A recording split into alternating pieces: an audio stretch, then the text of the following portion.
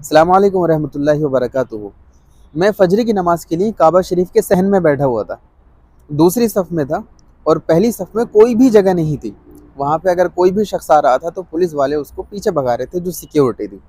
तो पीछे से एक साहब आए, आने के बाद वो पहली सफ़ में जो लोग बैठे थे उनके सामने आके खड़े होके उन्होंने नमाज के लिए नियत बांधी, और उनको शायद ऐसा लगा कि अगर नमाज के लिए नियत बांधेंगे तो ये लोग मुझे पीछे नहीं भगाएंगे।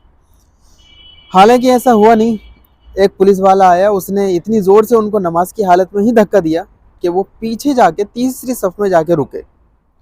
तो बाद में मुझे एहसास हुआ कि किसी का हक मार के अगरचे आप आगे बढ़ने की कोशिश करोगे तो आप पीछे धुतकार दिए जाओगे, अगरचे आप काबा शरीफ के पास में क्यों ना हो। तो किसी का हक मारना इतनी बुरी बात होती है। पहले सफ़ में जो लोग बैठे हुए थे वो पहले से आए थे, उन्होंने जगह ली, उनका हक था, वो उन्हीं के सामने आके खड़े हो गए।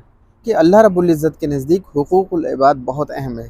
एक बार को वो अपना हक माफ़ फरमा सकता है, लेकिन हुकूकुल इबाद कभी माफ़ नहीं फरमाएगा।